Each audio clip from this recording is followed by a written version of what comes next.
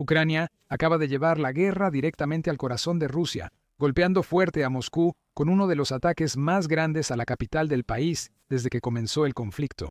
Aunque la ciudad estaba rodeada de radares y defensas aéreas, el Kremlin pareció sorprendido por este ataque, con múltiples explosiones resonando por toda la ciudad y densas columnas de humo captadas también por las cámaras.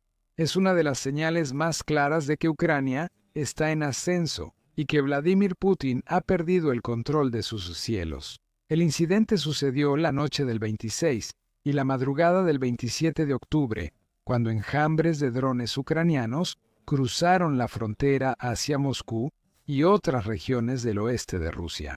En total, el Ministerio de Defensa ruso afirmó haber interceptado 193 drones, incluyendo 40 sobre la región de Moscú. El ministerio informó que 34 de los drones iban hacia la capital cuando supuestamente fueron derribados. Con varias otras regiones, incluyendo Kaluga, Briansk y Tula también como objetivo, 47 Bands sobrevolaron la región de Briansk, 42 la región de Kaluga, 40 la región de Moscú, incluyendo 34 Bands que volaban hacia Moscú, 32 sobre la región de Tula 10, sobre la región de Kursk 7, sobre la región de Oriol, 4 sobre la región de Rostov, 4 sobre la región de Voronezh, 2 sobre la región de Oremburgo, 2 sobre la región de Tambov, 1 sobre la región de Belgorod, 1 sobre la región de Lipetsk y 1 sobre la región de Samara. El alcalde de Moscú, Sergei Sobyanin, confirmó que decenas de drones ucranianos han atacado la capital. Publicó en línea toda la noche, diciendo que las defensas aéreas repelían con éxito todas las amenazas. Advirtió a los habitantes sobre el riesgo de escombros y pidió quedarse en casa. 2 de los 4 aeropuertos principales de Moscú, Domodedovo y Chaikovsky, suspendieron temporalmente operaciones por temor a más actividad de drones en la región. No se reportaron daños importantes en Moscú, y el Kremlin fue rápido en afirmar que había derribado con éxito los drones de Kiev. Sin embargo, como sabemos, los funcionarios rusos suelen ser muy flexibles con la verdad. Rusia no tiene problema en distorsionar la narrativa y manipular las estadísticas para ajustarlas a su propia agenda, ocultando las partes que no quiere que el público conozca. Sin embargo, en la era moderna de Internet, la verdad siempre tiende a salir a la luz al final. Y pronto, las redes sociales rusas se llenaron de publicaciones de pánico hechas por residentes de Moscú, junto con fotos y videos que mostraban el horizonte de la ciudad cubierto de nubes de humo que se elevaban en el aire. Los habitantes locales también reportaron varias explosiones fuertes que sacudieron las calles de la ciudad. Con unos 22 millones de habitantes en el área metropolitana de Moscú, es imposible saber cuántos pasaron la noche del 26 de octubre en shock y miedo, sintiendo solo una fracción de lo que los civiles inocentes de Kiev y otras ciudades ucranianas viven casi cada noche, mientras los enjambres de drones y misiles rusos caían sobre sus hogares y estructuras cercanas. Canales rusos informan que un dron ucraniano habría impactado un edificio alto.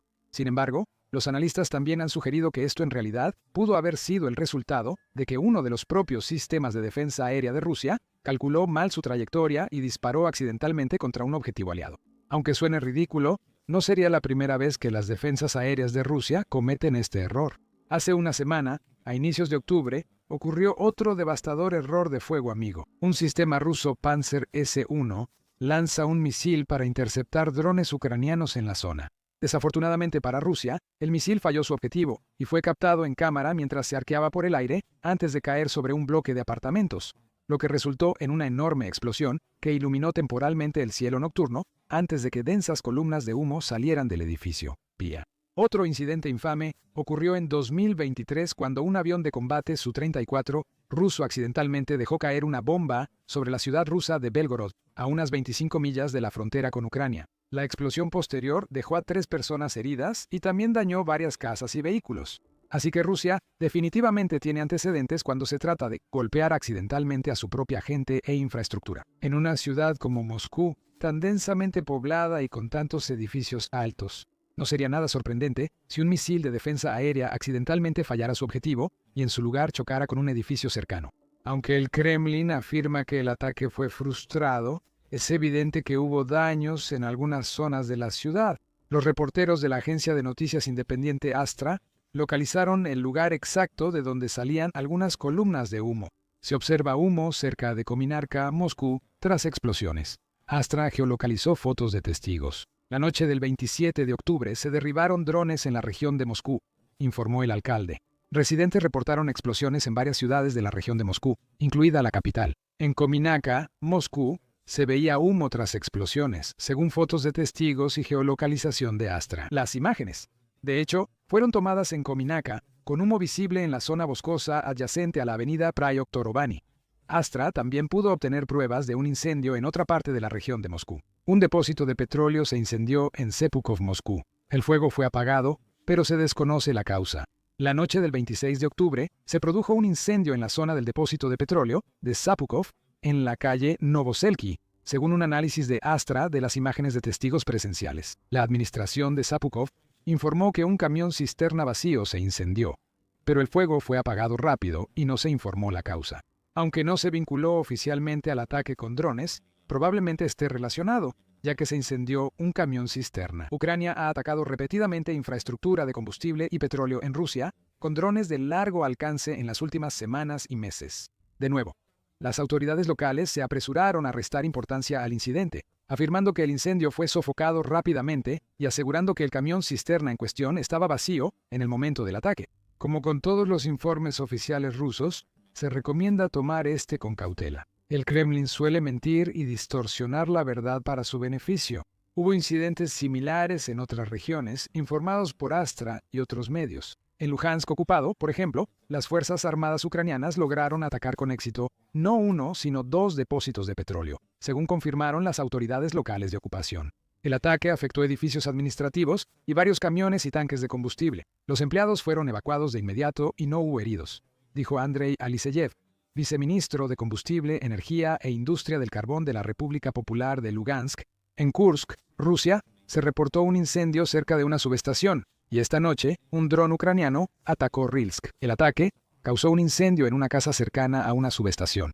El gobernador de Kursk, Alexander Kinstein, informó que bomberos apagaron el incendio. En la región de Bryansk, que se encuentra justo al norte de Ucrania y también limita con Bielorrusia, lo que la convierte en una de las zonas más frecuentemente atacadas por misiles y drones ucranianos. Supuestamente, un minibús fue alcanzado, lo que resultó en una persona fallecida y varios heridos, según informes de Astra. Un ataque de dron kamikaze contra un minibús en movimiento en Pogar, distrito de Pogarsky, causó la muerte del conductor. Lo informó el gobernador de Bryansk, Alexander Bogomas. 5 pasajeros más resultaron heridos y fueron llevados al hospital, agregó.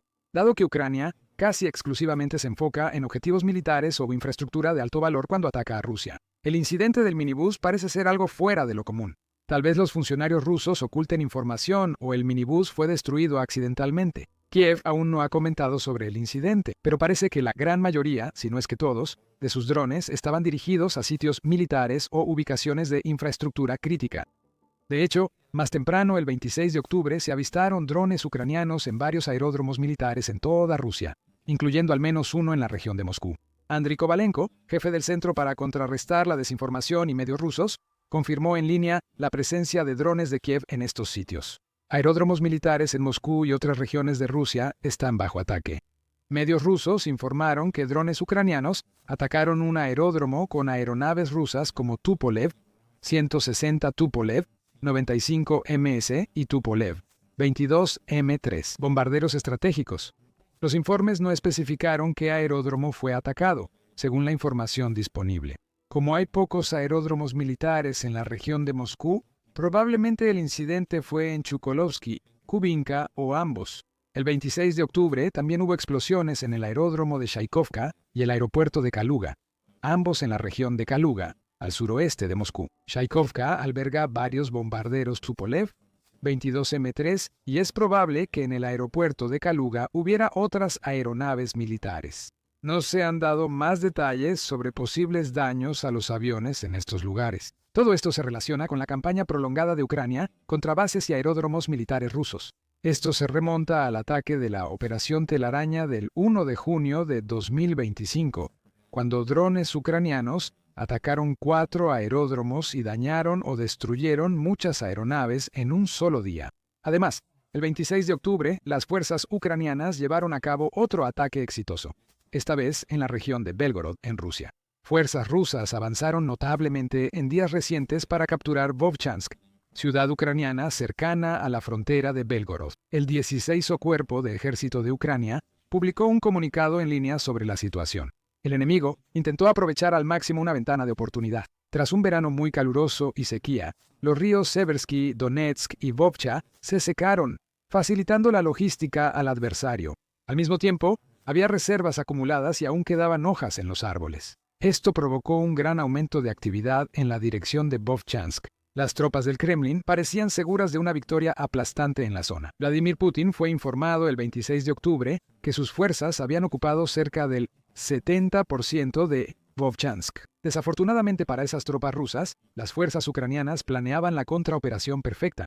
La noche del 26 de octubre atacaron con drones la represa de Belgorod, que empezó a filtrar agua, inundando refugios rusos, cortando a unidades de sus suministros y poniendo a tropas del Kremlin en riesgo de ser arrastradas por el agua. Robert Madiar Brovdi, comandante de las Fuerzas Armadas de los Sistemas No Tripulados de Ucrania en el 16 Cuerpo de Ejército, compartió noticias e imágenes del ataque a la represa en línea. El embalse de Belgorod se agrietó hoy y el agua bajó 100 centímetros desde el ataque inicial. El ataque lo realizaron aves del primer centro independiente de las Fuerzas de Sistemas No Tripulados, antes 14º Regimiento de las Unidades de Sistemas de Fuerzas. Gracias a este ataque, las fuerzas ucranianas ahora tienen más opciones para fortalecer sus posiciones en Vovchansk. Es probable que las tropas rusas tengan más dificultades para avanzar y capturar el territorio que buscan. En general, el 26 de octubre fue un día destacado para las maniobras ofensivas de Ucrania. Las Fuerzas Armadas del país, en especial sus operadores de drones, lograron atacar regiones alrededor de Rusia y territorios ocupados como Luhansk,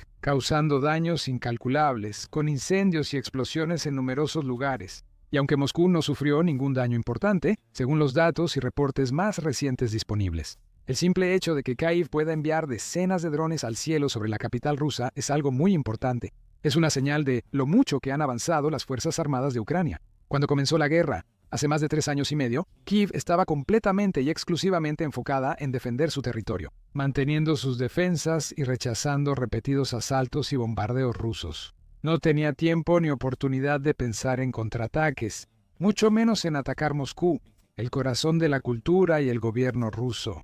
Ahora, las cosas han cambiado. Ucrania ha fortalecido sus defensas y ha encontrado el tiempo, los recursos y las oportunidades que necesitaba para contraatacar a su enemigo, realizando más ataques exitosos, tanto en zonas ocupadas como dentro de Rusia, a cientos de millas de sus fronteras. Así, las fuerzas de Kiev llevan la guerra al pueblo ruso y a Vladimir Putin. Durante años, muchos rusos veían la guerra como un conflicto lejano sin impacto directo en sus vidas. Esto aplica especialmente para muchos en Moscú, la ciudad más rica de Rusia, donde la calidad de vida supera a la de la mayoría de otras ciudades y pueblos del país. Allí, el público en general y las élites de Rusia han podido continuar con su vida cotidiana, disfrutando de las comodidades y lujos que la ciudad tiene para ofrecer, sintiendo estar a millones de kilómetros de los caóticos y sangrientos campos de batalla de Donetsk, Lugansk y otros territorios ocupados en las líneas del frente. Muchos jamás imaginaron que drones ucranianos sobrevolarían o atacarían su ciudad capital. Pero todo eso está empezando a cambiar, ya que Kiev sigue superando los límites y abriendo nuevos caminos con sus ataques profundos de drones. Ahora, incluso en Moscú, el bastión más seguro de Rusia, los ciudadanos pensarán 2 veces antes de salir por las noches. Comenzarán a lanzar miradas nerviosas al cielo cada vez que escuchen un zumbido vago, temiendo que otro dron ucraniano pueda estar a la vuelta de la esquina. Revisarán sus teléfonos y canales de redes sociales en busca de noticias y actualizaciones sobre posibles ataques u órdenes de evacuación. Poco a poco, esto les pasará factura en sus vidas y en su mentalidad, y eso es exactamente lo que Ucrania espera. Porque cuando Kyiv lleva a cabo ataques de este tipo, no solo espera causar el mayor daño posible, iniciar incendios masivos y provocar explosiones devastadoras. Uno de sus principales objetivos es que el pueblo ruso vea y sienta los efectos de la guerra directamente. Esto puede influir en la opinión pública, llevando a más personas a condenar la persistencia de Putin y exigir el fin de la guerra de una vez. Esto ya está sucediendo. Una encuesta del Centro Levada reveló que el apoyo a la guerra está en su nivel más bajo. Solo el 27% apoya continuar los combates, mientras que el 66% de los rusos cree que es momento de negociar la paz y acordar un alto el fuego. Ahora, más rusos sienten que la guerra afecta a sus vidas. El 22% dice que el conflicto los ha afectado mucho a ellos o a sus seres queridos, y el 58% está de acuerdo en que los ha afectado al menos algo. Algunos han perdido amigos o familiares en el conflicto, por ejemplo, mientras que otros han sentido que sus libertades y situaciones financieras empeoran como resultado de las sanciones y restricciones relacionadas con la guerra. Si los drones ucranianos siguen llegando a regiones, pueblos y ciudades rusas, esos números aumentarán en las próximas semanas y meses. Más personas rusas sentirán que sus vidas se ven directamente afectadas por la guerra. Más personas tendrán miedo de salir de sus casas y realizar sus actividades diarias. Más personas se preocuparán de que puedan ser movilizadas y enviadas a luchar en el frente en contra de su voluntad. Más personas sentirán más enojo y resentimiento para el hombre que comenzó toda esta locura y el único que, por ahora, tiene el poder de detenerla, Vladimir Putin. A Vladimir Putin quizá no le importe el ruso promedio, pero sí el poder. Sabe que debe mantener a la mayoría de la población de su lado para conservar su poder. El ánimo nacional decae mientras la economía se debilita y millones de rusos se cansan de una guerra que parece interminable. Y ahora que Moscú está bajo amenaza, con humo llenando los cielos de la ciudad y camionetas llenas de guardias armados apuntando ametralladoras al aire. A las afueras del Kremlin, el presidente ruso nunca pareció tan débil. Al pararse ante los reporteros en Londres la semana pasada, el secretario general de la OTAN, Mark Rutte, marcó un cambio importante en la visión de Occidente sobre la maquinaria bélica rusa. Según él, la Rusia de Putin se queda sin dinero, tropas e ideas. Esto era más que simple geopolítica u optimismo. Era una evaluación en una sola frase del lento pero constante declive del poder militar y geopolítico de Rusia. Al inicio de la guerra, Rusia tenía la mano de obra, los recursos y la capacidad industrial para arrasar con Ucrania. Y aunque esas estrategias iniciales resultaron ser inviables, Rusia era considerada el ganador de facto de la guerra de desgaste, en lo que aparentemente se convirtió el conflicto cuando llegó el 2023.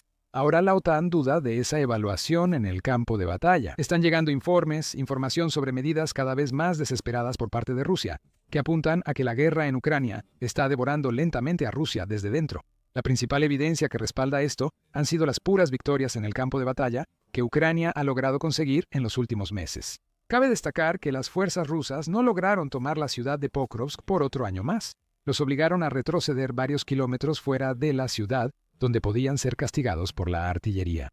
Este centro logístico en el este de Donbass, que Moscú intentó capturar durante meses en un asalto sangriento, fue símbolo de los fracasos de Rusia en verano. En septiembre de 2025, el Telegraph informó que cerca de Pokrovsk había unidades rusas con soldados infectados de virus de la inmunodeficiencia humana, hepatitis y otras enfermedades. Deja que eso te caiga el 20 por un momento. El ejército de Putin ha formado unidades compuestas por soldados infectados con enfermedades potencialmente mortales y los ha enviado al combate. Soldados portan brazaletes que indican que tienen enfermedades peligrosas, un intento desesperado de presionar moral y psicológicamente a los defensores ucranianos. Dmytro Shmailo, director ejecutivo del Centro Ucraniano de Seguridad y Cooperación, confirmó que estas unidades están participando en los combates en lo que actualmente es el punto más crítico de Pokrovsk. Si esto es lo que Moscú se ve obligado a hacer para mantener su ritmo operativo, entonces el ejército, literal y figurativamente, está funcionando en vacío. La situación en Pokrovsk refleja la ofensiva de verano rusa. Unos 16.000 soldados rusos han muerto o resultado heridos cerca de la ciudad desde finales de agosto. Aunque Rusia lanzó grandes fuerzas contra la ciudad y logró avances importantes, estos no indican un colapso inminente de las defensas ucranianas. Incluso cuando las fuerzas rusas lograron penetraciones limitadas con varias pequeñas unidades de infantería rusa que sumaban unos 200 soldados evadiendo las líneas defensivas y estableciendo posiciones dentro de Pokrovsk, las fuerzas ucranianas, según se informa, han mantenido las líneas defensivas e infligido pérdidas significativas a los rusos. Mientras tanto, Ucrania demostró que no solo estaba jugando a la defensa, ya que varios informes sobre la recuperación de aldeas del control ruso circularon por los medios de comunicación durante todo agosto. En octubre, Ucrania contraatacó y la 141 Brigada Mecanizada realizó asaltos exitosos en la región. En total, se estima que Ucrania ha logrado recuperar el control de aproximadamente 2 docenas de aldeas. Aunque las ganancias territoriales no son significativas, lo importante es el principio. Ucrania muestra que no dejará esta ciudad clave y aún tiene formas de castigar ofensivas rusas imprudentes. Aunque Pokrovsk refleja muchos de los problemas de Rusia y se estima que el 40% de los combates suceden ahí, el origen real está lejos de Ucrania. Se podría argumentar que los fracasos rusos inevitablemente se derivaron de una doctrina militar que era fundamentalmente inadecuada para la guerra moderna y de lazos geopolíticos y económicos entrelazados. El problema comienza con la forma en que Rusia concibe la guerra en sí misma. La invasión de Putin no fue planeada por el mando militar ruso, sino por el Servicio Federal de Seguridad, los servicios de seguridad de Rusia. Putin esperaba tomar el control de Ucrania en 10 días. En vez de una invasión convencional con toda la fuerza militar rusa, Putin organizó una operación militar especial liderada por los servicios de seguridad rusos. Como resultado, Moscú ya tenía desfiles preparados para celebraciones de la victoria prácticamente antes de que comenzara la operación. Todo para demostrar al mundo la confianza de Rusia en su poder militar y geopolítico. Pero no salieron del país piezas de repuesto para operaciones de combate prolongadas. Más condenatorio aún, los mapas de comandantes rusos de nivel medio no tenían decisión de atacar.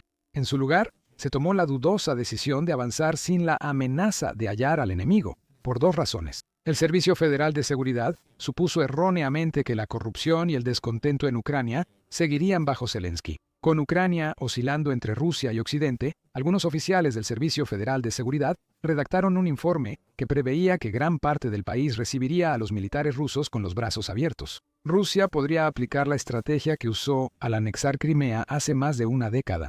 Sin embargo, Rusia no previó el resentimiento generado tras la anexión y el conflicto frío.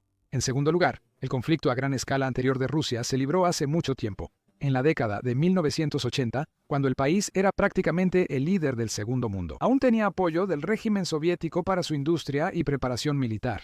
Tras la disolución de la Unión, el éxito de Rusia en Georgia en 2008, en un conflicto prolongado con pocas tropas, provocó el desmantelamiento total de la movilización nacional y los canales de suministro. El IFRI indicó que esto llevó a que la estrategia rusa dependiera de un pensamiento estratégico ilusorio. Eso es claro en retrospectiva al ver los primeros meses de la guerra.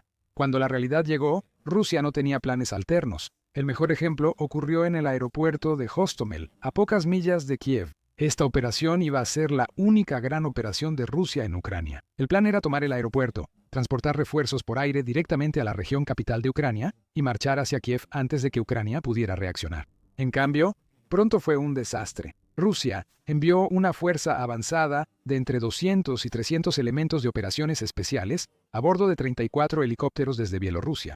Unos 200 reclutas de la 4ª Brigada de Reacción Rápida de Ucrania estaban en el aeródromo con posiciones defensivas, equipados con armas ligeras, misiles antiaéreos soviéticos y antitanque. Los defensores ucranianos lograron derribar 4 helicópteros K-52 y un Mi-28, interrumpiendo significativamente el asalto ruso y dándoles un impulso moral muy necesario para seguir adelante. Ucrania tenía una estrategia: llenar la pista con vehículos y aeronaves derribadas para impedir el aterrizaje de refuerzos. Así que, al primer indicio de resistencia real, Rusia abandonó todos los planes posteriores. Se avistaron 18 aviones de transporte Ilyushin, 76 cargados con alrededor de 1000 soldados moviéndose desde Pskov. Ningún refuerzo llegó al aeropuerto. Probablemente fueron enviados de regreso a Rusia o Bielorrusia. Este fracaso táctico evidenció graves problemas estructurales en la concepción rusa de la guerra. El ejército ruso enfrenta un problema generacional por sus raíces soviéticas y su resistencia a adoptar paradigmas y doctrinas modernas, según el equipo actual. A diferencia de la OTAN, que institucionaliza lecciones del campo de batalla, Rusia usa escenarios fijos y modelos antiguos, confiando en movilización masiva predecible en vez de maniobra. En Rusia, hay un subdesarrollo crónico del cuerpo de suboficiales, lo que debilita la conexión entre oficiales superiores y tropas, dificultando el cumplimiento de tácticas. Además, las suposiciones predeterminadas de Rusia para la guerra asumían una ventaja de terreno en una guerra defensiva contra la OTAN. Mientras yo emplearía infantería mecanizada y apoyo aéreo para negar la superioridad enemiga y desgastarlo, la estructura de mando rígida de Rusia impidió que sus oficiales tomaran decisiones tácticas autónomas. Esto vuelve inflexibles las operaciones rusas, por lo que cuando algo sale mal, sus tácticas no pueden adaptarse a cambios repentinos. Así que, cuando Rusia lanzó una guerra ofensiva en Ucrania, lo hizo sin lograr asegurar la superioridad aérea. Primero, carecía de estructura militar y entrenamiento para lograrlo. Las defensas en capas de Ucrania hicieron que gran parte de la fuerza aérea rusa se subutilizara hasta la llegada de las bombas planeadoras en 2024. Mientras tanto, Ucrania había estado entrenando con las fuerzas de la OTAN desde 2014, ganando años de experiencia en operaciones adaptativas y de pequeña escala. Cuando las unidades rusas se encontraron con una resistencia inesperada o condiciones cambiantes en el campo de batalla, simplemente no pudieron adaptarse. Las fuerzas ucranianas, en cambio, podían improvisar, innovar y aprovechar la previsibilidad de Rusia. Sin embargo, existe otro problema aún más sutil.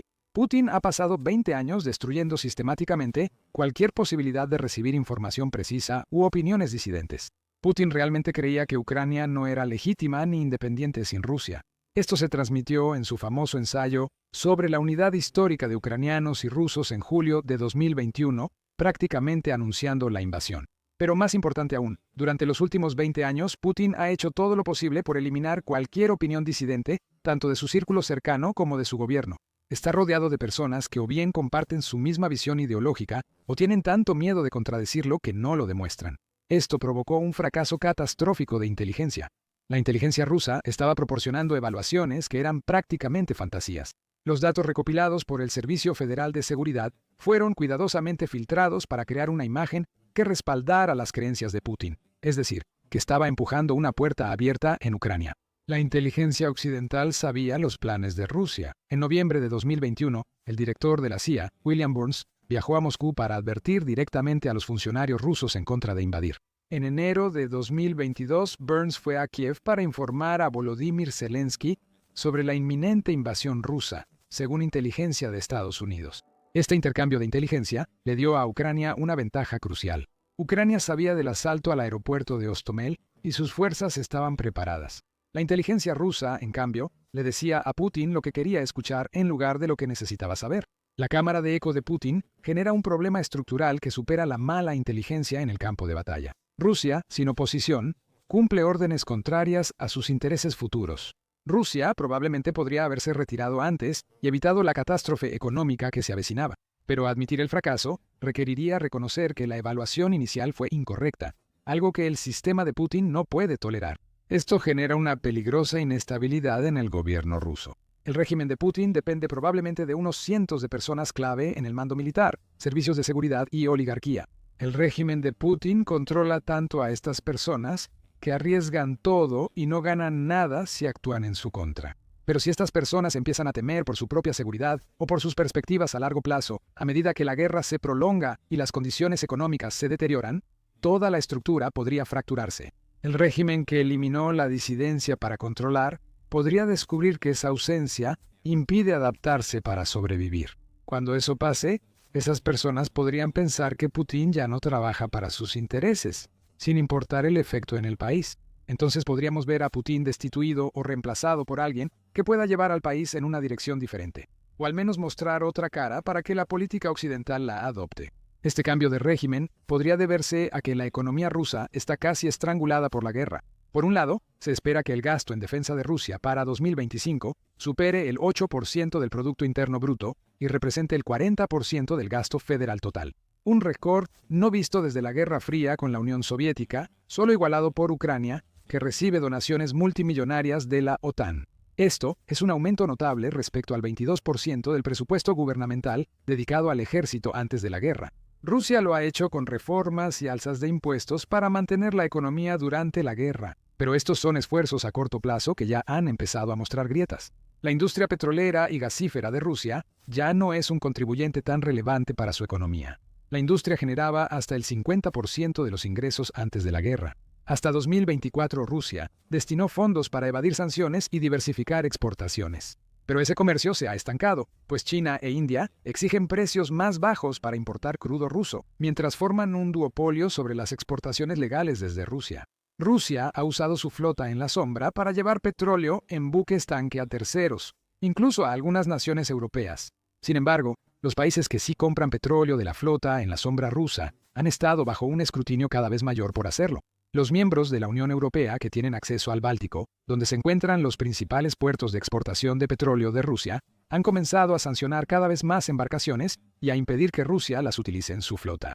Al mismo tiempo, que la Unión Europea imponga límites a los precios del petróleo ruso en toda la región podría provocar otra caída en los ingresos. En segundo lugar, el sector militar industrial de Rusia se ha volcado casi por completo en alimentar el esfuerzo bélico. La Fundación Jamestown reporta una caída del 92% en exportaciones de armas de 2021 a 2024. Eso eliminó casi todos los ingresos que Rusia esperaba por vender armas a aliados como Irán, Siria o la India. Mientras tanto, Rusia ha implementado reformas internas que son indicativas de un colapso inminente. El país aumentó los impuestos a las empresas y a los ingresos en 2024. En 2025, analizará además aumentar el impuesto al valor agregado sobre bienes y servicios. El plan para 2026 sube el impuesto sobre la renta personal y corporativa, añade tramos fiscales y baja el umbral de ingresos para que más empresas paguen impuestos, aumentando significativamente el posible flujo de dinero proveniente de sus propios ciudadanos. Aunque suena bien en teoría, en la práctica las personas pagarán más impuestos y habrá menos empleos. El complejo militar industrial ruso y la campaña de reclutamiento desvían más dinero público a salarios altos y provocan la quiebra de otras industrias. E incluso así, el complejo militar está bajo una presión cada vez mayor por parte del Estado, ya que varios contratistas aceptan contratos por debajo del mercado o enfrentan cargos penales por no cumplir demandas excesivas. Por lo tanto, Putin ha creado efectivamente un modelo económico que solo puede sobrevivir mediante la guerra continua. La paz expondría cuán graves son los problemas económicos y demográficos de Rusia y obligaría al gobierno a enfrentar los enormes problemas sociales que ha creado. Ni siquiera estos esfuerzos funcionan. La economía inflada de Rusia obligó a Putin a aceptar que debe reducir el gasto militar. La reducción estimada de $63.000 millones en el presupuesto de 2026 respecto a 2025 no considera que la inflación podría agravar el problema. Mientras la maquinaria de guerra rusa se debilita, Europa ha surgido como la columna vertebral de la resistencia ucraniana, de maneras que amenazan con remodelar permanentemente el panorama geopolítico. La coalición de los dispuestos representa el primer cambio fundamental en la seguridad europea. Propuesta por Francia y el Reino Unido en febrero de 2025, la coalición suma 33 países, destacando la ausencia de Estados Unidos. Más específicamente, la coalición surgió a raíz de que Estados Unidos se fue desvinculando cada vez más. El conflicto entre Rusia y Ucrania, tras el inicio del segundo mandato de Trump en 2025. En julio, la coalición reafirmó su compromiso de dar al menos 40.000 millones de euros en apoyo militar a Ucrania en 2025, igual que la OTAN en 2024. Una prioridad principal para el apoyo es el fortalecimiento de las capacidades de defensa aérea de Ucrania, con los líderes acordando brindar más apoyo. Para frenar los ataques masivos de drones rusos y financiar la producción de interceptores, la coalición funciona ahora como un mecanismo de financiamiento. En octubre, la coalición decidió aumentar sanciones a Rusia y exigirle reparaciones, e incluso aumentar directamente la presión militar sobre Rusia y garantizar la seguridad de Ucrania después de que termine la guerra. Lo más relevante es que Europa rompe su histórica dependencia de la energía rusa. Durante décadas, el gas y el petróleo rusos le dieron a Moscú influencia sobre la política europea. Algunos países incluso han gastado más en importar petróleo ruso durante toda la guerra de lo que han enviado en donaciones a Ucrania. Esa influencia se está desvaneciendo. Con cada nueva sanción, ese salvavidas económico proveniente de Occidente está siendo lentamente estrangulado hasta la muerte. Mientras el apoyo a Ucrania está aumentando, las naciones europeas individuales también están haciendo compromisos sustanciales, tanto con Ucrania como con la propia coalición.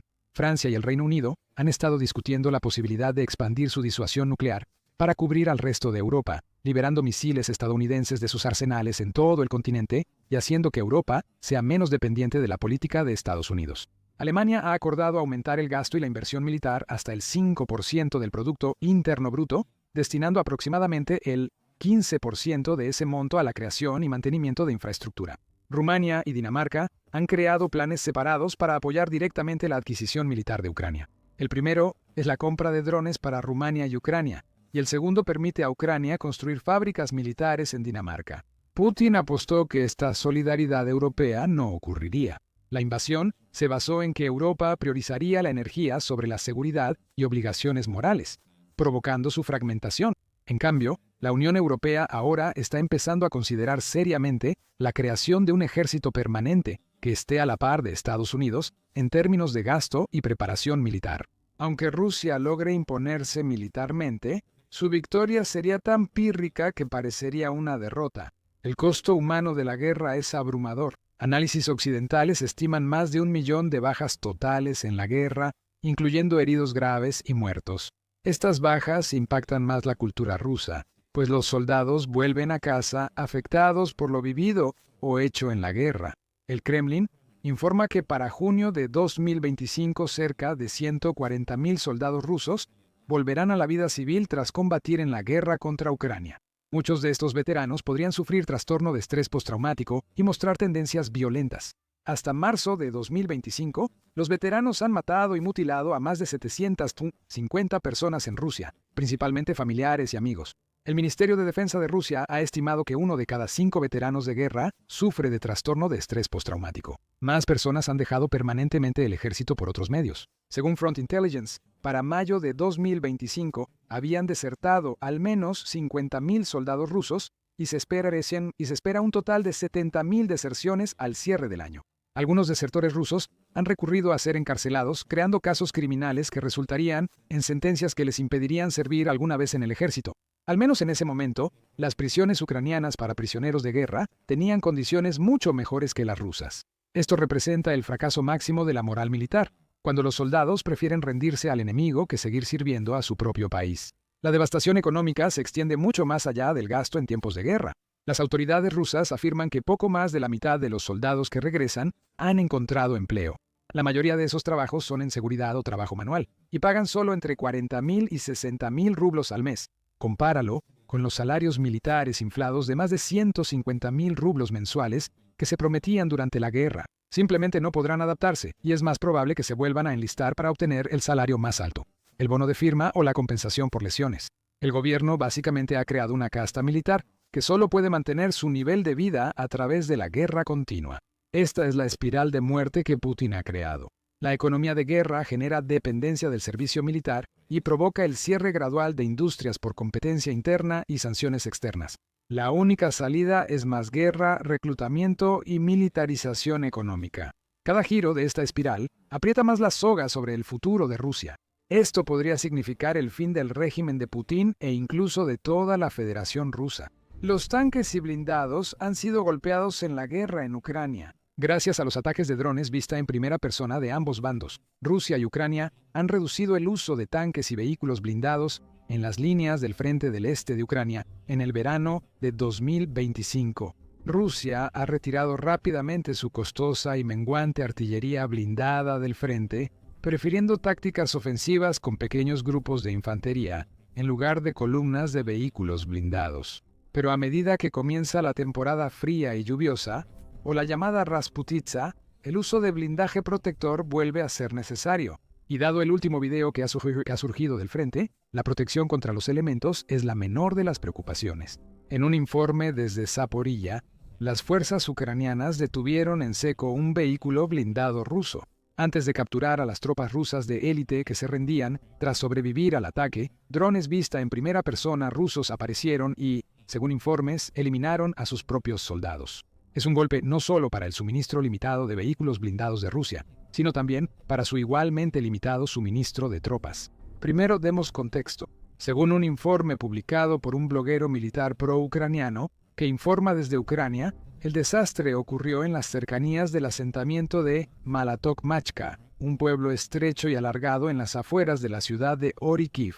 Orikhiv es un nodo clave en la línea defensiva de Ucrania, a lo largo del sureste de Zaporilla, uno de los sectores más fuertemente fortificados entre el territorio ocupado por Rusia y la ciudad de Zaporilla misma. Es una posición clave para ambos, especialmente con la llegada del invierno. Ningún bando quiere estar en trincheras heladas fuera de la ciudad, en lugar de las comodidades relativas de los edificios dentro de la ciudad. Cuando el General Frost aparezca. Esto también sucede en cada pueblo y aldea disputados en el frente. Pero Orikhiv y sus alrededores destacan en el mapa como un objetivo clave, tanto para que los rusos lo tomen como para que los ucranianos lo defiendan con todas sus fuerzas. La ofensiva rusa en Zaporilla de 2025 se ha enfocado en 3 trayectorias principales. Primero, han estado intentando avanzar hacia el norte, hacia la ciudad de Zaporilla, desde las cercanías de Kamiansk, en la parte de la oblast ocupada por Rusia. Tras algunos éxitos iniciales, como capturar Plavny, se estancaron durante meses en las afueras de Stepnohirsk. La segunda dirección principal de la ofensiva rusa ha sido hacia el otro bastión ucraniano, importante en el este de Zaporilla, la pequeña ciudad de Guliáipole. Aquí, han avanzado poco a poco en las fortificaciones ucranianas al este de Guliáipole. tomando algunas o todas de Pol, Davka y Malinivka en batallas sangrientas. Aún están lejos de su objetivo principal. La tercera dirección es Orokiv. El problema para los rusos es que al este y oeste de Orokiv están algunas de las líneas defensivas ucranianas más densas. Salvo en Donetsk, no hay opciones seguras para acercarse a ella. Por eso Rusia parece haber decidido que la ruta directa por la fortificada Malodok-Machka es su mejor opción en una situación desfavorable. Sin embargo, Ucrania ha logrado, y con relativa comodidad, mantener a raya los avances rusos en esta dirección crítica durante todo el verano. Lo mejor que pudieron hacer los rusos fue lograr tomar Novopokrovka y acercarse a poca distancia de Malodok-Machka a principios de octubre. Ahora, las defensas aquí son prácticamente impenetrables, sin el uso de vehículos blindados para acercar a la infantería lo suficiente a las posiciones ucranianas e intentar desalojarlas. Los rusos intentaron un asalto tradicional con oleadas de vehículos blindados. Dentro de los vehículos, según el informe, había unidades de élite rusas de las Fuerzas Aerotransportadas Rusas, las Fuerzas Aerotransportadas Rusas. Desde la perspectiva rusa, llamar desastre a lo que sucedió después sería quedarse muy corto. De 26 vehículos blindados y tanques que atacaron, Ucrania destruyó 22 en el día. El ataque ocurrió en oleadas no de una sola vez. Las imágenes geolocalizadas proporcionadas en el informe son de mala calidad, así que es difícil saber exactamente qué está pasando. En los segmentos se observan varias unidades blindadas rusas incendiadas y destruidas. También se pueden ver al menos 2 soldados rusos rindiéndose ante las fuerzas ucranianas. Aquí la historia se pone fea. Según el informe, las tropas rusas que sobrevivieron a la destrucción de vehículos blindados y tanques se movían en grupos dispersos por los campos. Algunos de ellos parecen haber tomado posiciones defensivas básicas sin mucha cobertura y sin apoyo. La mayoría fue eliminada por drones kamikaze vista en primera persona ucranianos, y algunos se rindieron mientras pudieron, priorizando la discreción sobre el valor. Según el informe, antes de ser capturados, drones kamikaze rusos llegaron y remataron a sus propias tropas. Un video de baja calidad parece mostrar a un soldado saliendo de su posición con las manos en alto. Está siendo guiado hacia la retaguardia ucraniana por 2 soldados ucranianos que aceptaron su rendición y lo tomaron como prisionero de guerra. Luego, una imagen fija igualmente borrosa pretende mostrar que el dron ataca no a los soldados ucranianos, sino a los rusos. La imagen no aclara si el dron soltó un explosivo o voló directo hacia él. Ambos, por supuesto, son métodos típicos por los cuales los drones vista en primera persona matan a las personas. La imagen está demasiado borrosa para saberlo. Este es el segundo informe en una semana de un dron ruso matando a uno de los suyos que intentaba rendirse en Zaporilla. El 22 de octubre, las fuerzas de defensa del sur de Ucrania compartieron un video en Telegram que, según dicen, muestra la misma situación ocurriendo, esta vez en Stepnohirsk. El video es mucho más claro que el de Malodok-Machka. Se ve a un soldado ruso que ciertamente parece estar rindiéndose, pero claramente está preocupado por un dron que está sobrevolando. Luego, el dron deja caer un explosivo sobre él. La fuente ucraniana afirmó que el soldado, al ver inútil seguir luchando, dejó su arma. Cuando un dron ruso dejó caer explosivos sobre él, matándolo al instante, el mando ucraniano dijo eso. El operador del dron enemigo lanzó un explosivo sobre el soldado que intentaba rendirse, acabando con su vida al instante. El Post agregó que este incidente es una prueba más de que el enemigo no valora ni siquiera la vida de sus propios soldados. Está dispuesto a hacer cosas crueles para ocultar la falta de voluntad de luchar de su personal. Solo con las imágenes, los escépticos podrían preguntarse cómo se sabe que en realidad fue un dron ruso el que eliminó al soldado ruso, y no un dron ucraniano. Es imposible saberlo solo con las imágenes compartidas. Lo mismo ocurre con el video y las fotos compartidas del fallido asalto ruso en Malodok-Machka. El informe señala lo mismo. El incidente muestra que al mando enemigo no le importan las vidas de sus tropas. En este caso, no es solo cualquier tropa desechable eliminada por fuego amigo. Dicen que son de las fuerzas de combate más élite de Rusia. Las fuerzas aerotransportadas rusas son una fuerza de respuesta rápida y reserva estratégica de las Fuerzas Armadas rusas, creadas en 1992 tras la disolución de la Unión Soviética. Son una fuerza independiente que reporta al jefe del Estado Mayor General, Valery Gerasimov, bajo el mando supremo del presidente Vladimir Putin. Las fuerzas aerotransportadas rusas son conocidas por apodos como Boinas Azules, Infantería Alada, Tropas del Tío Vasya y Ángeles de la Muerte. Su lema es nadie más que nosotros. El apodo boinas azules es por sus boinas ultramar. A veces se les compara con los marines de Estados Unidos por su estatus de élite e influencia política. Sin embargo, su doctrina y estructura se asemejan más a fuerzas aerotransportadas de la OTAN, como la 82ª Aerotransportada de Estados Unidos, la 11ª Brigada de Paracaidistas de Francia, o los FAL Schirmjäger de Alemania. Como las fuerzas de la OTAN, las fuerzas aerotransportadas rusas se organizan en unidades aerotransportadas y de asalto aéreo, con divisiones, brigadas y regimientos en distintos niveles operativos. Para 2024, la fuerza aumentó a unos 60.000 efectivos tras la operación militar rusa en Ucrania. Totalmente mecanizada, utiliza vehículos aerotransportados como la serie BMD, brindando mayor potencia de fuego que muchas fuerzas similares. La fuerza cuenta con unidades de élite como la 45A, Brigada Spetsnaz de la Guardia, y la 11A, Brigada Aerotransportada de la Guardia. Mantiene instituciones de formación como la Escuela Superior de Comando Aerotransportado de la Guardia de Riazán, la Academia Principal de Oficiales de las Fuerzas Aerotransportadas Rusas y la Escuela Militar Suvarov de Ulyanovsk, que entrena cadetes jóvenes. Su misión incluye llevar a cabo operaciones independientes o apoyar a grupos de ejército más grandes y servir como una fuerza de alta disponibilidad para respuesta a crisis o ataques estratégicos. Durante la guerra, como tantas otras cosas en ambos bandos, su papel ha evolucionado. Han pasado de asaltos aerotransportados a operaciones aéreas, móviles mecanizadas y la incorporación obligatoria de drones en el campo de batalla en Ucrania. Por eso, se les considera clave en las estrategias del Estado Mayor General ruso. Destacan por su preparación, movilidad y entrenamiento de élite, lo que les permite responder rápido a crisis o realizar operaciones tras líneas enemigas. Bueno, al menos esa es la teoría. En la práctica, las necesidades cambian y Rusia ha tenido que usarlos en roles poco ideales. Desde la contraofensiva ucraniana en 2023, Rusia ya usaba a sus paracaidistas de élite como infantería regular para defenderse de los avances de Ucrania. Guerra. En ese momento, los analistas ya especulaban que las fuerzas aerotransportadas rusas, tras fracasos y desgaste en combate, serían aerotransportadas solo de nombre. En ese momento, el ministro de Defensa ruso, Sergei Shoigu, dijo que se tomaban medidas para aumentar el potencial de combate de las fuerzas aerotransportadas rusas, como crear nuevas unidades de asalto aerotransportadas. Además dijo que Moscú añadiría capacidades de apoyo, reparación, recuperación y artillería a todas las divisiones de las fuerzas aerotransportadas rusas, así como nuevas armas y equipo. Según el Instituto para el Estudio de la Guerra, si estas unidades se implementan, el ejército ruso podría usar las divisiones de las fuerzas aerotransportadas rusas casi igual que las de fusileros motorizados en el futuro. Los elementos de las fuerzas aerotransportadas rusas en Ucrania han actuado cada vez más como infantería de combate, igual que las divisiones de fusileros motorizados. Pero 2 años después, en los campos cerca de Orokhiv, eso parece solo una forma idealista de decirlo. Las fuerzas aerotransportadas rusas ahora son solo carne para la picadora de carne. Son un blanco fácil para drones rusos si se rinden. Entonces, ¿cómo se puede estar seguro de que las imágenes en el informe de Ucrania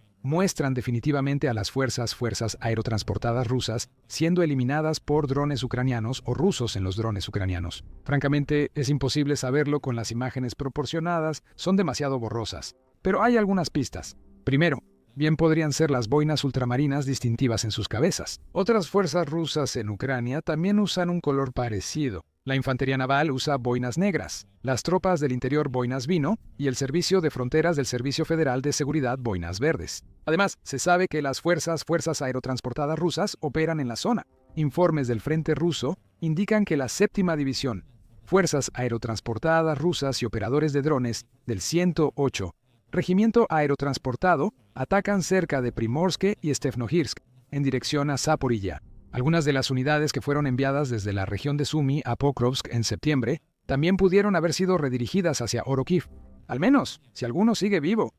El mando ucraniano dice que 14.000 soldados rusos han muerto o han sido heridos en Pokrovsk desde finales de agosto. Afirmaciones sin verificación independiente. Reúne todas las pruebas. Y sí parece bastante plausible que las imágenes realmente muestran a paracaidistas de élite de las fuerzas aerotransportadas rusas siendo lanzados a la picadora de carne. ¿Y si realmente los eliminaron sus propios drones? Solo se suman a la evidencia presentada por Ucrania de que oficiales rusos adoptaron estas medidas para evitar una capitulación masiva. Como indica el informe, si el mando ruso tolera un número creciente de soldados que se rinden, la disciplina colapsará aún más, y la deserción y la negativa a obedecer se extenderán, lo que llevará a pérdidas de personal incontrolables. Para evitar esto, los oficiales intentan restablecer la disuasión mediante castigos públicos y privados, pero a un costo muy alto. Eliminar soldados rendidos puede frenar la capitulación, pero muestra a los reclutas que los oficiales no valoran su supervivencia. Los voluntarios o reclutas potenciales que ven esto serían menos propensos a enlistarse, causando problemas de reclutamiento y preparación a largo plazo. Para un ejército que Ucrania y medios occidentales afirman ha sido devastado por grandes pérdidas. Aparentemente, además de sufrir una enorme cantidad de bajas, el presidente ucraniano Volodymyr Zelensky afirmó esta semana que el número de bajas rusas ha superado los 13 millones. Las deserciones rusas aumentan rápidamente. Esto proviene de una supuesta diapositiva filtrada de una presentación interna rusa. El analista militar ucraniano Front Intelligence estimó en marzo que los casos documentados de ausencias sin permiso en Rusia aumentaron a 50.554 desde el inicio de la invasión. Estos datos están respaldados en parte por registros judiciales rusos, que indican que más de 20.000 casos penales por deserción, ausencia no autorizada y desobediencia fueron procesados entre finales de 2023 y mayo de 2025. Los informes indican un fuerte aumento en este tipo de casos en 2024 y 2025, y algunas estimaciones proyectan hasta 70.000 deserciones solo en 2025. Esto podría afectar al 10% de las fuerzas rusas en Ucrania el 17 de septiembre. Putin afirmó en una reunión parlamentaria que unos 70.000 soldados rusos estaban en Ucrania. ¿Qué causa el aumento de deserciones? Rusia impone penas severas por deserción, como hasta 15 años de prisión, o incluso la muerte a manos de un kamikaze ruso. Factores como altas bajas, mal liderazgo, duras condiciones en Storm Z y creciente desilusión influyen. Se informa que el grupo de derechos humanos Get Lost ha ayudado a entre 26.000 y 48.000 rusos a intentar evitar o escapar del servicio militar. Sin embargo, por muy grave que parezca esta situación para Rusia, Ucrania tiene su propio problema mucho mayor con la deserción y el abandono no autorizado de posiciones. En respuesta a una consulta del portal ucraniano Verdad Ucraniana, la oficina del fiscal general de Ucrania reveló hace unas semanas que los agentes del orden ucranianos habían abierto casi 290.000 casos penales por abandono no autorizado de una unidad militar y deserción entre enero de 2022 y septiembre de 2025. Más de 235.600 casos fueron por ausencias sin permiso y 53.954 por deserción. Según informes, el número de casos también ha aumentado en 2025, con fuentes como el periódico alemán Berliner Zeitung indicando eso. El último año tuvo el doble de deserciones de soldados que los primeros 25 años de la guerra. Unos 29.000 soldados han regresado a sus puestos después de que el gobierno ucraniano implementara un proceso simplificado de reincorporación sin enjuiciamiento. Pero parece que abandonan mucho más rápido de lo que regresan. Las razones citadas para estas cifras masivas son similares a las que se mencionan para las altas y crecientes tasas de deserción en Rusia. Fatiga, poco entrenamiento, términos de servicio confusos, frustración, escasez, sueldos bajos, corrupción y desconfianza o debilidad en el liderazgo militar que provoca grandes pérdidas. Los problemas de Ucrania para reunir personal suficiente para defender el frente y hacer retroceder a Rusia han sido bien conocidos. Las deserciones solo agravan sus problemáticos esfuerzos de movilización. En enero, el Kiev Independiente informó que casi 6 millones de hombres ucranianos no habían actualizado su información en los centros de reclutamiento militar. La mayoría probablemente no tiene motivo para aplazamiento o exención. Esto indica que muchos podrían evitar a las autoridades para eludir la movilización. Si sumamos la resistencia pública a la movilización y la renuencia de Ucrania a reclutar a menores de 25 años, el problema de la deserción se vuelve aún más grave, especialmente porque las fuerzas ucranianas ya están en desventaja numérica. En septiembre, Oleksandr Sersky, comandante en jefe de las Fuerzas Armadas de Ucrania, declaró que Rusia supera en número a las fuerzas ucranianas en una proporción de 3-1 en general y de 4 a 6 veces en los frentes principales. Si Rusia tiene 70.000 soldados en las líneas del frente, eso implica que Ucrania tiene aproximadamente 290.000 efectivos activos actualmente involucrados en combate. Ambos bandos hacen gran escándalo sobre las deserciones del otro, y lo que eso revela de sus tácticas y su poca preocupación por los soldados en el frente. De hecho, si analizamos los diferentes relatos de lo que está ocurriendo en la guerra en general, uno podría tener la impresión de que están observando dos conflictos completamente distintos. Gerasimov informó a Putin el 26 de octubre que cerca de Kupiansk había hasta 5.000 tropas ucranianas rodeadas y hasta 5.500 en Pokrovsk y alrededores. Cartógrafos afines a Rusia parecen validar las reclamaciones territoriales. Zelensky calificó las afirmaciones como una completa mentira, y no es la primera vez. Deep State y el Instituto para el Estudio de la Guerra coinciden, presentando una imagen distinta. Historia similar en Mala Tokmachka, donde los rusos aseguran haber establecido una posición desde la cual pueden avanzar hacia Orokiev. Si eso es cierto, tal vez sea como resultado de los 4 vehículos blindados que no fueron destruidos por las fuerzas ucranianas en nuestro reportaje destacado. Tal vez desembarcaron algunas tropas fuerzas aerotransportadas rusas y aseguraron posiciones en el pueblo. Pero Ucrania niega presencia rusa ahí. Y si la evaluación de Kiev es correcta, solo subraya lo mal que está fallando la ofensiva rusa en Zaporia. Las fuerzas de Moscú enviaron paracaidistas de élite, blindados y drones a la batalla, pero los perdieron en los campos que intentaban capturar. Es otra señal de que las fuerzas de élite rusas se desgastan poco a poco por su propio caos. Rusia acaba de probar su misil de crucero Burevestnik de propulsión nuclear. Presumiendo de alcance casi ilimitado y poder destructivo incalculable, Vladimir Putin llamó al misil invencible y el jefe del ejército ruso lo describió como un Chernóbil volador. En teoría, es una de las armas más poderosas del mundo. En la práctica, es un completo y absoluto desastre. Una demostración de poder inútil, sin valor real y una historia sombría llena de fracasos y caos. Esta es la historia completa del misil 9M7-30 Burevestnik, incluyendo las partes que Putin no quiere que nadie sepa. Aunque apenas realizó su primer vuelo de prueba de larga distancia, el Burevestnik, conocido por la OTAN como Skyfall, lleva décadas en desarrollo. El profesor Mark Gagliotti, reconocido analista de Rusia e investigador del Instituto Real de Servicios Unidos, considera que el proyecto inició en la era soviética. Estos sistemas provienen de la era soviética y han recibido nueva inversión tras ser reactivados. En 2001, cuando Estados Unidos se preparaba para dejar el Tratado de Misiles Antibalísticos, y apenas un año después de iniciado el régimen de Putin, Rusia tomó la decisión de revivir este proyecto de décadas de antigüedad.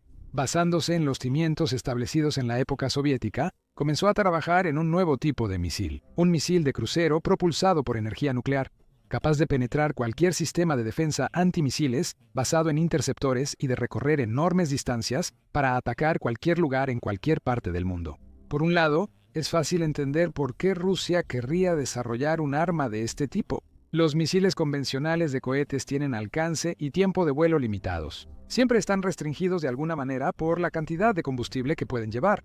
Un misil como el Burevestnik es completamente diferente. Aunque no se sabe exactamente cómo funciona, ni cuáles son sus mecanismos internos y componentes principales, se sabe que está impulsado por su propio reactor de fisión nuclear y muy probablemente por un motor ramjet.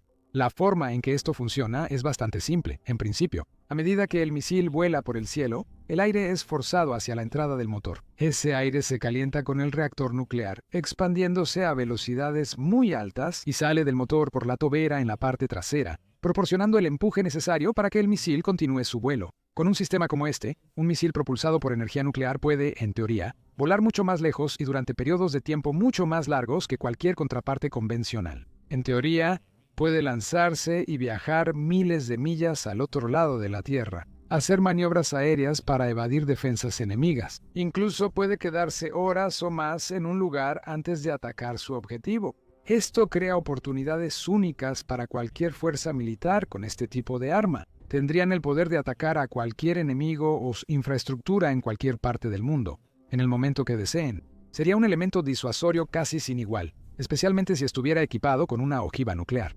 Solo hay un problema. Estados Unidos, la principal potencia militar, intentó crear un misil similar hace casi 70 años y terminó abandonando el proyecto después de ver lo caótico y peligroso que resultó ser. En los años 50, la Fuerza Aérea de Estados Unidos investigó el uso de aviones y misiles con energía nuclear en su proyecto de propulsión nuclear para aeronaves. La idea de usar un motor ramjet nuclear fue explorada por primera vez a mediados de los años 50 por los ingenieros Frankie Rom y Eldon W. Sams del Centro de Investigación Lewis del Comité Asesor Nacional para la Aeronáutica. Por la misma época, la Comisión de Energía Atómica de Estados Unidos, estudiaba usar un cohete nuclear como etapa superior de un misil balístico intercontinental. Efectivamente, buscaban maneras de aprovechar las capacidades únicas de la energía nuclear para crear misiles que pudieran llegar más lejos y viajar durante más tiempo que cualquier otro jamás inventado. El 1 de enero de 1957, la Comisión de Energía Atómica de Estados Unidos y la Fuerza Aérea dieron los siguientes pasos. Iniciaron el proyecto Plutón y ordenaron a los ingenieros del Laboratorio de Radiación Lawrence en Berkeley, California, para construir y probar realmente el primer motor ramjet nuclear del mundo, capaz de impulsar un misil supersónico de baja altitud, Supersonic Low Altitude Missile. El proyecto Plutón resultó ser una tarea gigantesca. Se tuvieron que construir instalaciones completamente nuevas, con especificaciones muy precisas para minimizar los riesgos al trabajar con componentes altamente radiactivos. Esto incluía el edificio 2201 diseñado para desensamblaje, con paredes de hasta 8 pies y ventanas de vidrio plomado de 4 pies de grosor, e incluso un refugio antirradiación especialmente preparado cerca de ahí, al que los científicos podían retirarse en caso de una catástrofe nuclear mayor.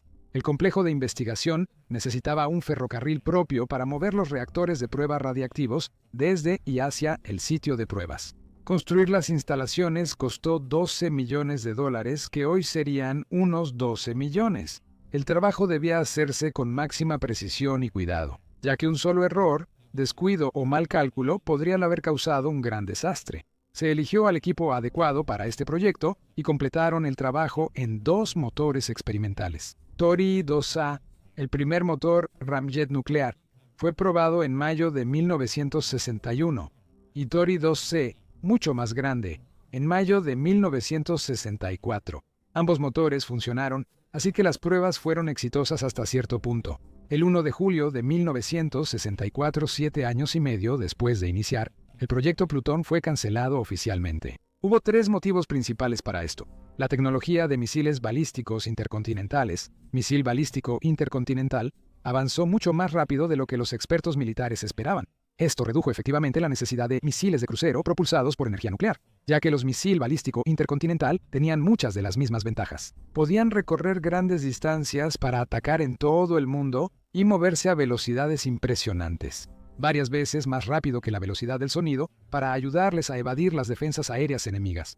De hecho, en comparación con los misiles de crucero conceptuales propulsados por energía nuclear, los misiles balísticos intercontinentales son más rápidos y menos vulnerables a la interceptación por las defensas aéreas enemigas. En segundo lugar, existían claras preocupaciones ambientales y de seguridad pública respecto a las pruebas, almacenamiento, transporte y uso de misiles propulsados por energía nuclear. Al trabajar en el proyecto Plutón, los científicos notaron que los reactores nucleares sin blindaje causaban fisión letal. Subproductos como el cesio-137 y el yodo-131 se liberaban a la atmósfera por las columnas de escape del motor.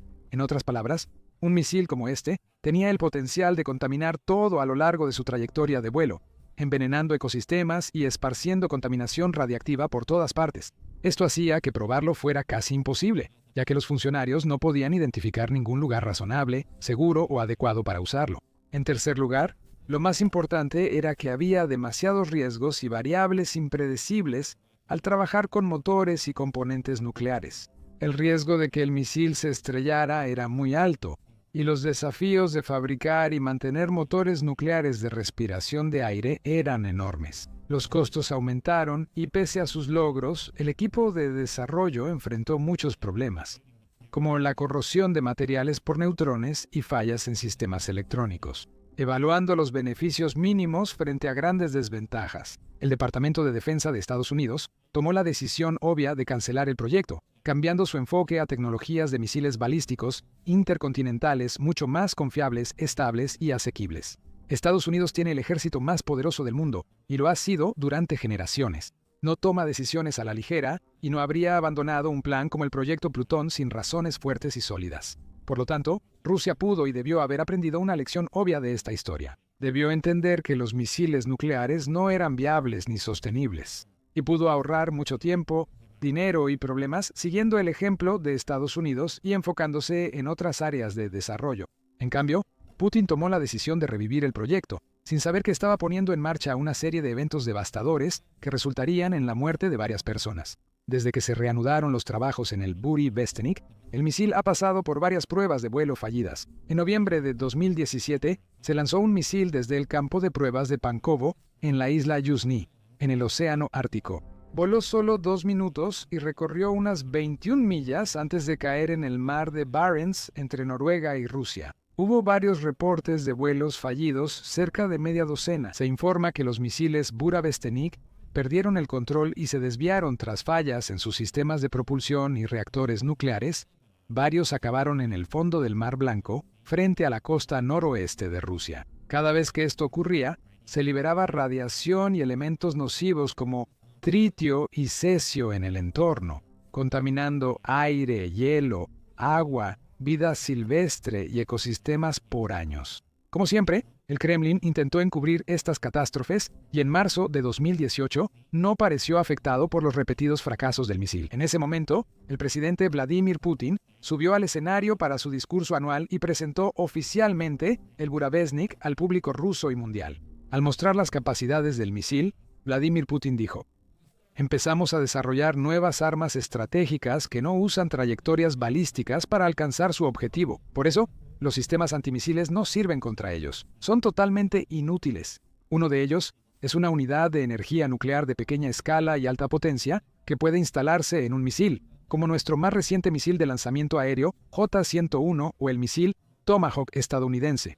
Un tipo similar, pero con un alcance docenas de veces mayor. Docenas, básicamente un alcance ilimitado".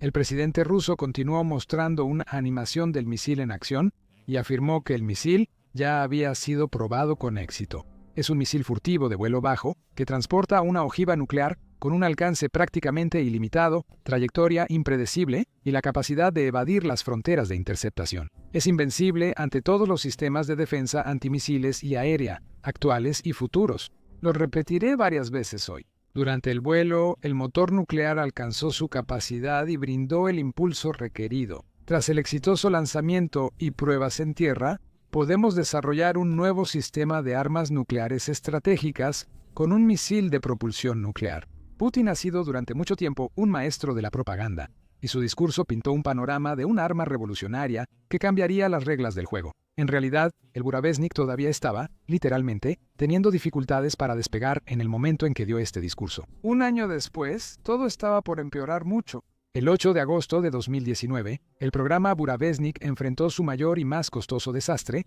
en el campo de pruebas central de la Marina, cerca de Neonoxa, en el Mar Blanco. Allí, se habían desplegado barcos especializados para recuperar uno de los muchos misiles que se habían estrellado y caído al agua. Al intentar sacar el prototipo del fondo marino, un propulsor de combustible líquido vinculado al núcleo nuclear del misil explotó al contacto con la atmósfera. La explosión mató instantáneamente a 5 técnicos. Informes adicionales sugieren que 2 o 3 personas más murieron posteriormente por complicaciones relacionadas con la radiación, elevando el número total de víctimas mortales a aproximadamente 7. Se informó que los afectados mostraron síntomas de exposición aguda a radiación, como necrosis dérmica, hemorragias gastrointestinales y falla multiorgánica. Otros miembros del personal en el sitio del incidente estuvieron expuestos a dosis excepcionalmente altas y peligrosas de radiación ionizante.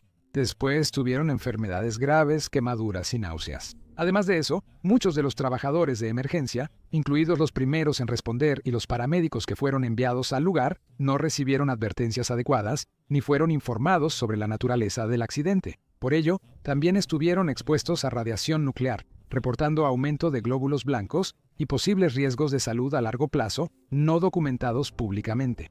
La lluvia radiactiva de la explosión provocó que varios elementos peligrosos se dispersaran por el entorno circundante, incluidos los isótopos de estroncio 91, bario 140 y lantano 140. Los niveles de radiación gamma aumentaron en pueblos y ciudades a millas de distancia, como Severodvinsk, que estaba a unos 19 millas de la explosión. Fue una catástrofe total, con vidas inocentes perdidas, innumerables personas puestas en riesgo y ecosistemas envenenados por años venideros. Después de un evento así, muchos generales militares y líderes mundiales habrían tomado la decisión correcta, habrían cancelado el programa en ese momento y luego llegar a la conclusión lógica y clara de que simplemente era demasiado peligroso continuar. Pero no Putin. El líder ruso siempre ha mostrado desprecio por la vida humana. Le importa poco la muerte de ciudadanos rusos comunes o la destrucción del mundo natural. Mientras mantenga o expanda su control del poder, no importa cuántas vidas se pierdan ni el precio que la población tenga que pagar. Así que, como era de esperarse, tomó la decisión de seguir adelante con el proyecto. Incluso cuando se reunió con las viudas de quienes habían perdido la vida, afirmó: «Perfeccionaremos esta arma, pase lo que pase». En resumen, no le importaba cuántos murieran en el desastre del Mar Blanco, ni en futuros fracasos. Quería el misil y no se detendría hasta obtenerlo. Así que el desarrollo continuó, llevándonos hasta el día de hoy y el muy reciente vuelo de prueba de largo alcance del misil Burevestnik. El 26 de octubre, Putin y el general Valery Gerasimov confirmaron que el misil completó un vuelo ártico de 14.000 kilómetros, 8.700 millas. Recuerdo claramente que cuando anunciamos el desarrollo de esta arma, incluso especialistas de muy alto nivel y de primera clase me dijeron: el objetivo era digno, respetable, pero inalcanzable en la historia reciente. Esa era la opinión de expertos de alto nivel, y ahora las pruebas decisivas se completaron. Obviamente, se debe realizar un trabajo considerable para poner esta arma en servicio de combate, y todos los reglamentos deben completarse. Según entiendo, se han cumplido los objetivos clave. Putin continúa alardeando de que este es un producto único que nadie en el mundo tiene antes de anunciarlo. Tendremos que determinar a qué clase de armas pertenece este nuevo sistema, identificar posibles modos de empleo y empezar a preparar la infraestructura para integrarlo en nuestras Fuerzas Armadas. El general Gerasimov, de forma peculiar, comparó el misil con un pequeño Chernóbil volador, refiriéndose a la planta nuclear famosa por el desastre de 1986, cuando explotó uno de sus reactores. Expertos militares nucleares de todo el mundo reaccionaron con sorpresa, indignación y desprecio. Jeffrey Lewis, un experto en no proliferación nuclear del Middlebury College, declaró: «Esto es un mal desarrollo. Es otra arma de ciencia ficción que va a ser desestabilizadora y difícil de abordar en el control de armas». Escribiendo en el Kiev Post, Chuck Farah, un ex líder de escuadrón del equipo SEA, Air and Land Team 6 de la Marina de los Estados Unidos, compartió su opinión. En realidad, el Burevestnik representa una locura frankensteiniana, un resurgimiento de un concepto apocalíptico que Estados Unidos abandonó hace décadas por ser peligroso e inviable. Rusia, en su desesperación por mostrar poder pese a derrotas y aislamiento económico, ha actuado irresponsablemente al revivir este monstruo de Frankenstein, sacrificando vidas y legados. Farah continuó señalando que, según los expertos, el diseño sin blindaje de un misil como este es completamente inviable. Nunca será completamente confiable ni seguro, y si Rusia continúa probándolo, inevitablemente se producirá una contaminación radiológica generalizada. El Burevestnik no es un recurso estratégico, sino una maniobra inútil, peligrosa y mortal. Su vuelo deja una huella tóxica en el frágil Ártico, donde el deshielo dispersa radionúclidos a corrientes globales. Pero la reacción más fuerte y condenatoria vino del presidente de Estados Unidos, Donald Trump. Hablando a bordo del Air Force One, Trump fue cuestionado sobre la reciente prueba del Burevestnik por parte de Rusia y respondió sin rodeos: «Ellos saben que tenemos el mejor submarino nuclear del mundo frente a sus costas. O sea, no necesita recorrer 8.000 millas. Ellos no juegan con nosotros ni nosotros con ellos». Tampoco creo que sea apropiado que Putin diga eso. Por cierto, deberías terminar la guerra. Una guerra que debía durar una semana ya casi cumple 4 años. Eso es lo que él debe hacer. Trump opina claramente que no se deben probar misiles. Si Putin intenta intimidar al mundo occidental con su nueva arma, se llevará una gran decepción. Como dice el presidente de Estados Unidos, América tiene gran poder de fuego. Posee un gran arsenal nuclear, tecnología avanzada de misiles y submarinos nucleares en puntos estratégicos globales. No tiene razón para temer al nuevo misil de Putin, especialmente dado el desastroso historial de esa arma hasta ahora. Y con las fuerzas rusas continuando en apuros en Ucrania, el Kremlin, francamente, se está humillando al presumir de nuevas tecnologías de misiles. ¿Cómo puede capturar y retener ciudades en guerra contra un rival más pequeño? En resumen, esto simplemente parece otro ejemplo de que la arrogancia de Putin lo supera. Aunque el líder ruso crea que muestra poder usando ropa de combate y presumiendo su nuevo misil, en realidad nunca se ha visto tan débil o vulnerable como ahora. Ahora aprende más sobre la desesperación de Putin en este video, que analiza cómo Rusia recientemente fingió una victoria en Ucrania para convencer al mundo de que está ganando la guerra. Mira este video para ver cómo los agricultores ucranianos logran burlar a las fuerzas rusas, demostrando que la máquina de guerra del Kremlin es una bestia mucho más débil y dócil de lo que cualquiera podría haber imaginado. Y no olvides suscribirte a nuestro canal para recibir antes que nadie las noticias y acontecimientos importantes de la guerra entre Rusia y Ucrania.